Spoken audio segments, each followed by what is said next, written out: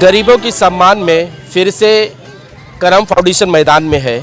आप देख सकते हैं कि किस तरह से यहाँ पर ज़रूरतमंदों को राशन दिया जा रहा है और ये पहली बार नहीं है। करम फाउंडेशन इस तरह कई बार लोगों की मदद करते हुए नजर आई है और आज हर घर तक पहुँचने के बाद आज करम फाउंडेशन ने कई लोगों को यहाँ राशन देने की कोशिश की है और उनमें जो मेहमान है हम उनसे बात करने की कोशिश करेंगे। मेरा नाम डॉक्टर प्रार्थना है, मैं माहिम में रहती हूँ, हमारा क्लिनिक है माहिम में।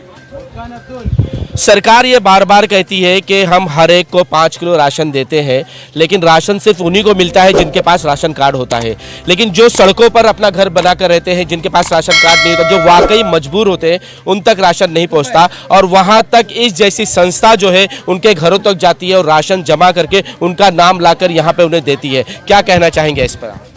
ये बहुत ज़रूरी है क्योंकि हर किसी को जो एक्चुअल जिनको उसकी ज़रूरत है उन तक पहुंचना बहुत ज़रूरी है। जैसे आप देख रहे हो, क्योंकि इतनी तमाम लोग ऑलरेडी यहाँ पे इतने बहुत टाइम से, काफ़ी समय से इतना भीड़ में खड़े होकर लाइन लगा के खड़े हैं, तो हम वही चाहते हैं कि जो सच्ची उसके हकदार है उन तक वो पहुँच पाए सब चीज़ें। क्या कहेंगे इन संस्थाओं को जो बेचारे अपने फ्रेंड सर्कल में फंड जमा करते हैं, लोगों से नहीं मांगते बल्कि अपने आप, उसके बाद जितना फंड जमा होता है वो लोगों में बांटते हैं? थोड़ा थोड़ा क्यों ना हो, पर हम कोशिश तो कर रहे हैं कि हर किसी के लिए पहुंच सके हम लोग, तो कोशिश जारी है। मैं कहना चाहूँगी हर किसी ने जो कोई ऐसे नेक काम में मदद कर सके तो कृपा करके आप आगे आके ऐसे नेक काम में ज़रूर मदद कीजिए हमारी। देश में हिंदू मुस्लिम एकता भाईचारा हमेशा दिखाई देता है और हर कोई प्यार मोहब्बत से रहता है और यही मिसाल आज आप यहाँ देख रहे हैं कि हर किसी को उसके घर के चूल्हे जलाने के लिए कुछ दिन का राशन तो दिया जा रहा है। तो ऐसे में क्या कहना चाहेंगे कि इस तरह से जो काम हो रहा है, क्या और संस्थाओं को भी आगे बढ़कर नहीं करना चाहिए? हाँ, सब एक साथ होके करना चाहिए। सब गरीबों को मदद करना चाहिए। सब लोग एक साथ होके करेंगे तो ही सबका भला होगा। क्योंकि हर कोई नहीं जानता कि किसके घर में राशन है नहीं है, कौन कितना परेशान है, लेकिन ये संस्था जब उनके घर तक पहुंचती है तो इनके आंखों से भी आंसू आ जाता है कि ऐसे लोग हैं जिनके घरों में राशन तक के नहीं है। बहुत सारे लोग हैं, जहाँ तक हम पहुँच सकते हैं वहाँ तक पहुँचना चाहिए। सबके यहाँ सब तक। क्या संदेश देना चाहेंगे लोगों को? क्या गरीबों की मदद करना चाहिए सब लोग एक साथ होकर। फारूक भाई, जिस तरह से करम फाउंडेशन हमेशा गरीबों के सम्मान में मैदान में ही रहती है, आज का क्या कहना चाहेंगे? किस तरह का कार्यक्रम है, कितने लोगों को आप राशन दे रहे हैं और उसमें क्या क्या दे रहे हैं? अस्सलाम वालेकुम, मैं फारूक सैयद करम फाउंडेशन की तरफ से कम मैं राशन निकाला हूँ। 200-250 आदमियों को राशन निकाला हूँ बांटने के लिए। यह हर साल मैं यही रमज़ान के महीने में करता हूँ और उसके बाद भी हर महीना मैं राशन बांटता हूँ। ऐसी कोई बात नहीं है। आज की तारीख में जो नेताओं को, जो मिनिस्टरों को करना चाहिए वो तो लॉकडाउन के बाद से कोई नेता, कोई मिनिस्टर आगे आके किसी गरीब की मदद नहीं किया है, ना किसी को सहारा दिया, ना किसी को सब, ना कोई भी सरकार आती है लेकिन कोई सरकार किसी की मदद नहीं करी। और हम लोग ये लेके बैठे करम फाउंडेशन की तरफ से हर महीना गरीबों को राशन बटे, एजुकेशन पे ध्यान दे रहे। किसी गरीब बच्ची की शादी होती है वो शादी पे हम लोग ध्यान दे रहे, किसी का मेडिकल की हेल्प पे वो मेडिकल की हेल्प कर रहे। और माशाल्लाह ये तो रमज़ान मुबारक का महीना चालू है, सवाब का काम है। इसके लिए हम लोग सब मिलके, मैं तो ये मैसेज देना चाहता हूँ, हिंदू मुसलमान सब मिलके एक होकर किसी गरीबों की मदद कीजिए। ये आपस में छोटी छोटी बात पे भेदभाव से मत को। क्या हुआ लॉकडाउन के बाद से, कौन सा मिनिस्टर, कौन सा नेता या कौन आगे बढ़कर ये हो रहा? सिर्फ अगर लॉकडाउन के अंदर किसी ने अच्छा काम किया था वो सिर्फ उद्धव ठाकरे साहब किए थे। एकनाथ शिंदे की सरकार आई, क्या करी आज तक बताओ? क्या करी? जब से एकनाथ शिंदे बैठा है ना एजुकेशन पे ध्यान दिया, ना मिनिस्टर, ना देवेंद्र फडणवीस डिस्ट्रिक्ट सीएम है महाराष्ट्र के, क्या किए बताओ? अभी तक एजुकेशन के लिए क्या किए या तुमने किसी गरीबों के लिए क्या किया? सिर्फ रोड बना रहे, सड़कें बना रहे, ये काम की नहीं है। जो गरीब घर में बैठा हुआ है, जो गरीबों को सपोर्ट करना है, वो चीज़ को तो लोग इंटरेस्ट ही नहीं लेते। आज तुमको मालूम, एजुकेशन के लिए लॉकडाउन के बच्चे अभी तक कॉलेज कोई छोड़ दिया, कोई क्या कर दिया, किसकी फीस नहीं भरी, किसी का कुछ नहीं भरा, क्या किया मेरे को बताओ? कोई डिप्टी सीएम आगे आया? कोई भी आगे नहीं आया। आज देवेंद्र फडणवीस को आगे बढ़ के सब काम करना चाहिए था, किया नहीं किया। एकनाथ शिंदे जब से सरकार में बैठे हुए, जब से क्या किया आज तक? कोई गरीब को निकल के घर में राशन बांटे नहीं, लॉकडाउन से नहीं। जितने किया लॉकडाउन में, अगर कोई हकदार है सही काम का, वो उद्धव ठाकरे साहब थे, उन्होंने किए।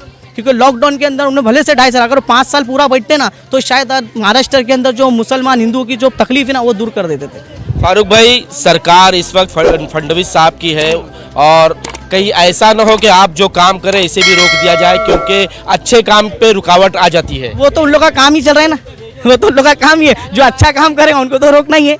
और मैं तो अच्छा ही काम कर रहा हूँ, किसी गरीब को अच्छे काम के लिए देखो हमेशा आदमी आगे रहता है और अच्छे काम के लिए अच्छे लोग सपोर्ट करते हैं। अभी आप बताओ, डिप्टी सीएम बने हुए सिर्फ इन लोग के बीच में हिंदू मुसलमान चल रहा है, इन लोग ने आज तक क्या काम किया मेरे को ये बताओ। मेरे को सिर्फ जनता से और पब्लिक से ये सवाल करना है। चलिए, राजनीति बातें छोड़कर हम बात करते हैं कि आप ये फंड कैसे इकट्ठा कर रहे हैं, इतना राशन कैसे जमा किया है और आगे आप क्या करना चाहेंगे? इंशाल्लाह आगे तो मैं एजुकेशन पे सबसे ज़्यादा ध्यान दूंगा, क्योंकि लॉकडाउन के बाद में कई बच्चे लोग जो घर से कॉलेज छोड़ दिए, स्कूलें छोड़ दिए, तो शायद मैं उसके मुद्दे पे काम करूंगा। हाँ, पैसे के वो मुद्दे पे मैं काम करने वाला हूँ और गवर्नमेंट से अपील करूंगा कि कुछ एनजीओ वाले लोग को जो फंड है, तो जो तुम इन लोग के लिए फंड पास करते हो वो एनजीओ वालों के लिए फंड पास कीजिए। तो एनजीओ वाले जो गरीब बच्चे ना स्कूल जा जाके देखे कितने जन की हालत खराब है, कॉलेज की फीस नहीं भर पाया, स्कूल की फीस नहीं भर पाया।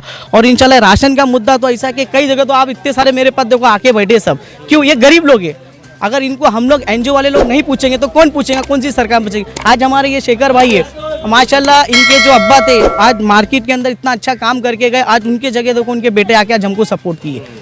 आज हमारे शेखर भाई हमारे सर पे हाथ रख के हमारे साथ खड़े ले, आज ये भी इंशाल्लाह हमारे को राशन के लिए सपोर्ट किए, अच्छी चीज़ें हर चीज़ से सपोर्ट किए। हमारी ये भाभी ये डॉक्टर है, इंशाल्लाह आगे चल के हम लोग ये वो करने वाले, कैंप करने वाले, गरीबों को दवा फ्री देने वाले, मेडिकल में रखने वाले।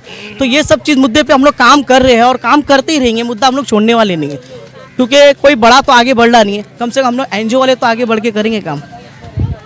मेडिकल का भी बहुत सारी बातें लोगों में आती है, बेचारों के पास पैसा नहीं होता कि वो अपना इलाज करा सके, साइन हॉस्पिटल जाते तो धक्का खाते हुए नजर आते। तो ऐसे में किस तरह की कोई खास चीज़ें आप ऐसा लाएंगे जिससे फ़ायदा पहुंच सके? मेरे 2 जगह क्लिनिक है, एक माहिम में एक धारावी में। मेरा यही कोशिश रहता है कि जो पेशेंट्स दवाई इलाज नहीं अफोर्ड कर पाते हैं उनके लिए मुफ्त हम लोग दवाइयाँ देते हैं, इलाज भी मुफ्त कराते हैं। तो क्योंकि ये सब लोग हैं जिनको सच्ची ज़रूरत है कि हम इन तक पहुंच सके, तो इनको बिना भेदभाव किए, बिना इनको जातिवाद भेदभाव बिना कुछ किए इंसान के रूप में सिर्फ देखो इनको कि ये इंसान है। तो मेरी यही कोशिश है कि मैं सब तक पहुंच सकूं। इंसानियत सबसे आगे है और इंसानियत ही जो है वो सबसे परे है, क्योंकि इंसानियत होगी तो हर कोई इंसाफ कर सकेगा। तो आज जिस तरह से करम फाउंडेशन फिर से मैदान में खड़ी है और सबसे ज़्यादा उन्होंने ये चाहा है कि एजुकेशन जो है वो बहुत ही इम्पॉर्टेंट है। एजुकेशन के पैसों की वजह से जो गरीब बच्चे हैं वो ड्रॉप होते जा रहे हैं, ड्रॉप कर रहे हैं एजुकेशन। 10वीं पढ़ने के बाद वो अपने माँ बाप के साथ काम पर लग जाते हैं, क्योंकि उन्हें आगे फीस भरने की, कॉलेज की फीस देने के लिए पैसे नहीं होते हैं। तो ऐसे में अब करम फाउंडेशन आगे बढ़ रही है और कोशिश करें कि आइंदा आने वाले साल में सबसे ज़्यादा उस पर मेहनत की जाएगी। जी, ये बात सही है। क्या हम लोग तो हर बेस के ऊपर काम कर रहे हैं, हम लोग मेडिकल से लेके एजुकेशन से लेके। आप ये भी देखो, जितनी गवर्नमेंट की मैक्सिमम स्कूल थी, चाहे वो उर्दू स्कूल हो दो या मराठी स्कूल हो, जो मैक्सिमम वो बंद होते जा रही है। ये आप लोग को भी पता है हम लोग से बेहतर। तो इस वजह से हम लोग के पास जो भी लोग गरीब लोग आते हैं, मिडिल क्लास लोग हैं या गरीब है, तो हम लोग को फीस वगैरह की जो भी हेल्प होती है हम लोग से हम करते हैं। शादी के अंदर किसी को दहेज का सामान देना है तो वो भी दे रहे। राशन तो हम लोग हर 2-2 महीने में बांटते ही है। रमज़ान में थोड़ा ज़्यादा बांटते हैं, बाकी नॉर्मल डेज के अंदर हम लोग थोड़ा 2-2 महीने के अंदर बांटना चालू करते हैं। कम से कम 50 लोग को तो बांटते हैं हम लोग हर 2 महीने के अंदर। इसके लिए हम लोग ये चाहते हैं कि गवर्नमेंट भी कुछ स्कीम नई लेके आए कि इसके ऊपर एजुकेशन के ऊपर। और जैसे दिल्ली में है, कई स्कीमें तो बंद कर दी गई है, कई स्कीम बंद कर दी गई है ना। वही तो मैं यही बताना चाह रहा आपको। वो तो बंद कर दिए उन लोग ने और वापस उन लोग चालू करेंगे नहीं। उन लोग अपना प्राइवेट स्कूल्स के ऊपर ध्यान दे रहे, प्राइवेट हॉस्पिटल्स दे रहे। गवर्नमेंट के लोग जरा भी कोशिश नहीं करे गवर्नमेंट कि यहाँ पर जैसा मेडिकल कैंप लगा है या अपना BMC का हॉस्पिटल बड़े बड़े खोले जाए। ऐसा कुछ भी नहीं हो रहा है, ऐसा कुछ भी नहीं हो रहा है। फारूक भाई, अगर आप एजुकेशन पर जब आप जाएंगे, अगर एक बच्चे की फीस अगर 2000 होती तो ऐसे कम से कम 10 से 15 बच्चों को देना पड़ेगा। इतना अमाउंट कहाँ से आ पाएगा? कैसे फंड जमा? इंशाल्लाह फंड जमा करूंगा। मैं बहुत हिम्मत से एक किया हूँ, 3 साल से मैं अभी तक हिम्मत जुटा के जा रहा हूँ। ऐसे हमारे शेखर भाई है और बहुत जन हमारे साथ में, और मेरे पास कम से कम 575 का ग्रुप है।